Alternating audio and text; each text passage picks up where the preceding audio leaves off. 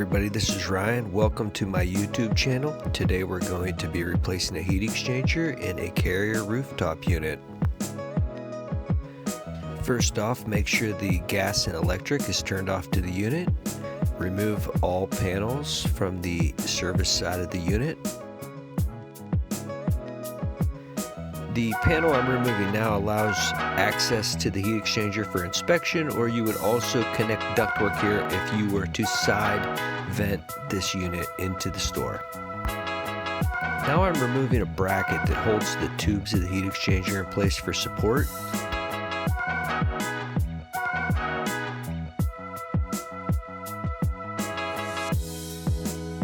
Mike is disassembling all the wiring to the combustion blower, flame sensor, igniter, gas valve, and removing the gas manifold and burner assembly.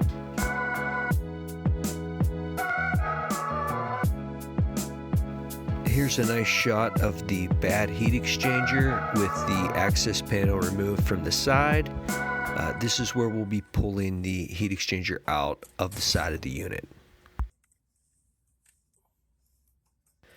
Now we're going to move to the face plate of the heat exchanger, where after all the wiring is disassembled, the burner and manifold assembly are pulled out of the way, we can remove all the screws from the perimeter of the face of the heat exchanger, and that will completely disassemble the heat exchanger from the rooftop unit.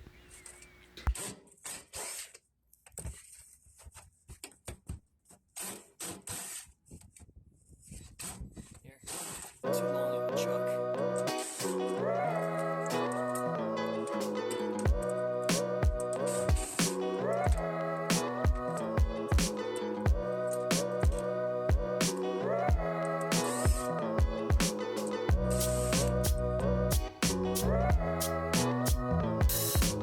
As you can see now, with all these screws removed from the base of the heat exchanger, you can pull it right out, no problem.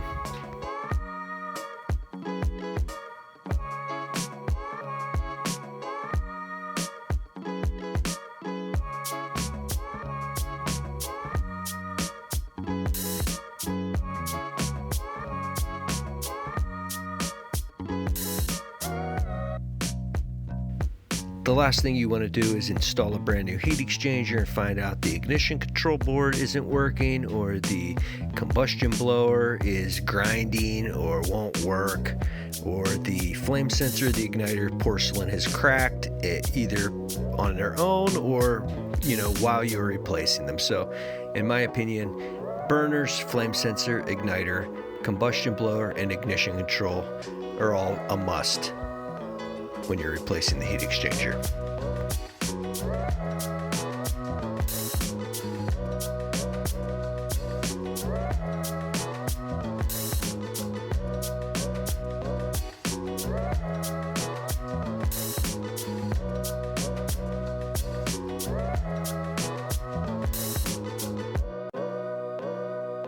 The cost of replacing these parts are relatively inexpensive, opposed to finding out the part is bad and delaying the heat repair.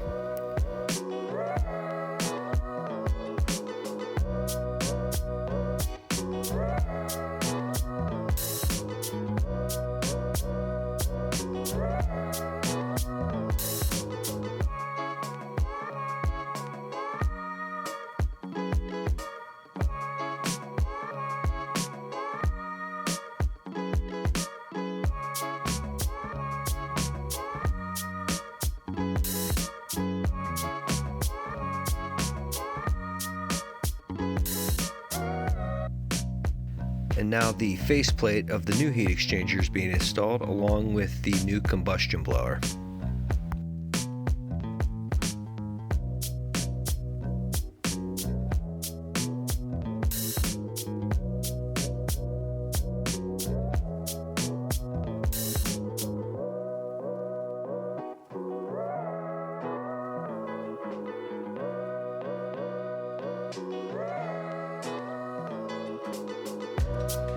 And with the new faceplate and combustion blower installed on the new heat exchanger, you just slide it right back into place, just like the old one came out.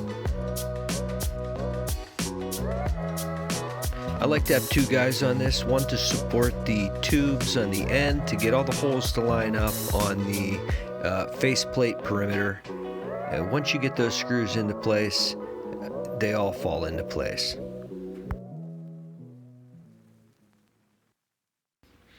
Now that we're getting the faceplate screws put back into place, I am going to install the bracket that supports the burner tubes on the further end of the heat exchanger. And now we'll go ahead and replace the ignition control board.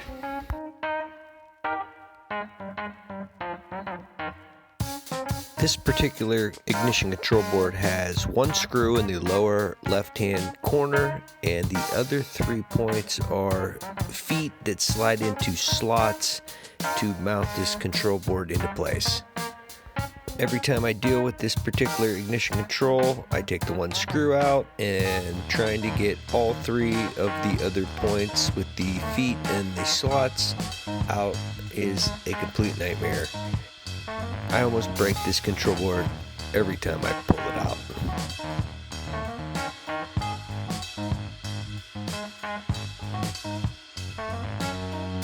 So now that we have the new control board in place, reconnect all your wires, pull an X plug, ignition control wire, flame sensor wire, put the screw back in it, and we're good to go. The panel we removed for the side access to the heat exchanger, I used to block off the supply duct into the store. Once this unit fires, it's going to smoke and burn off all the excess oil that comes on the heat exchanger. You don't want that going into the store. Managers and employees of whatever store you're working on tend to get a little uptight when the store gets full of smoke. I always advise them that we're replacing the heat exchanger and they tend to produce a smell. If they smell it, don't worry, it's not a big deal. We're up on the roof monitoring everything, and it's only temporary. And as you can see, we have ignition on this unit and it sure is smoking. I like to let them run and burn off any excess oil that's on the heat exchanger for at least a half hour. Warm your hands up and warm your feet up if it happens to be cold out while you're doing this, which is often the case.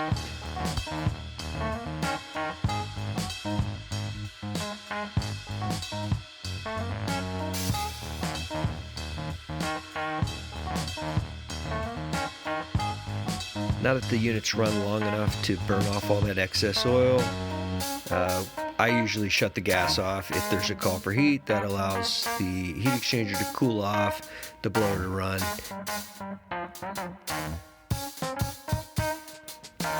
And now we can reinstall that side panel that gains access to the side of the heat exchanger, which is also good for inspection purposes. I can't tell you how many bad heat exchangers I've found close up to the business end of the heat exchanger where the tubes connect. I find a lot of cracks there that you just can't see from that far access point. From that far access panel that you take off where the duct would connect if you were to side discharge this unit. And once you get all your panels back in place, you put the blower door back on, the electrical panel can go back into place.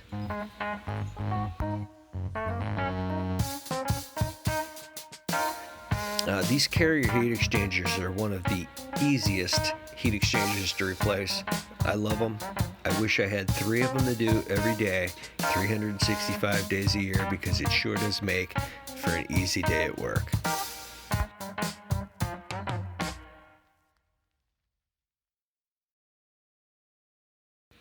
So we're just about wrapped up now, getting the final screws put in all the access panels.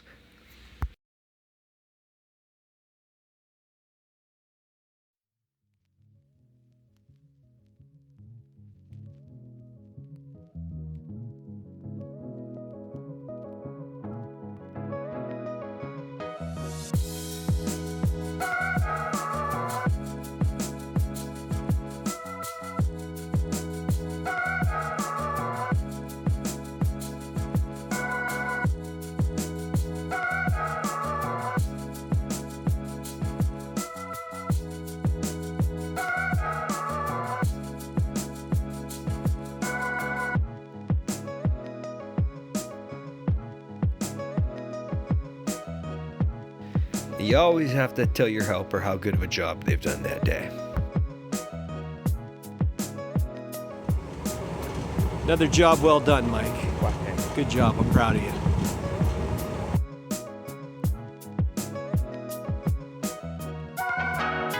And as you can see, Mikey G definitely appreciates the positive encouragement.